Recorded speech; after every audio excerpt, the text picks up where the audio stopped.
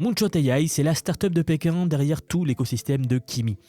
Fondé en mars 2023 par Yang Ziling, c'est un ancien de Google.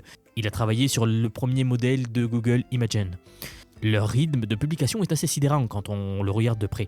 Kimi K2 sort en juillet 2025, Kimi K2 Thinking en novembre, K2.5 en janvier 2026, il avait fait un grand bruit à l'époque, je m'en souviens, K2.6 en avril et maintenant K2.7 en juin. 5 sorties majeures en moins d'un an, on est vraiment au rythme des meilleurs labos comme OpenAI ou Anthropic. Et côté chiffres, Moonshot annonce une amélioration de 21,8% sur leur propre benchmark de coding, donc le Kimi Code Bench V2, plus 11% sur le programme Bench et plus 31,5% sur le MLS Bench, avec en prime une réduction de 30% des tokens de raisonnement par rapport au Kimi K2.6, ce qui veut dire que le modèle réfléchit moins longtemps pour arriver à un meilleur résultat.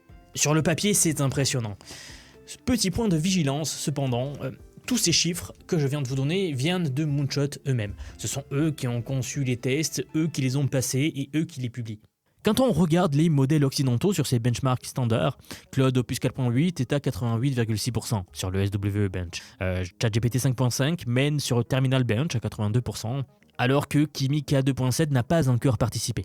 En revanche, il y a un test bien précis où Kimi K2.7 fait quelque chose de remarquable, et c'est probablement le résultat donc le plus important de toute cette sortie.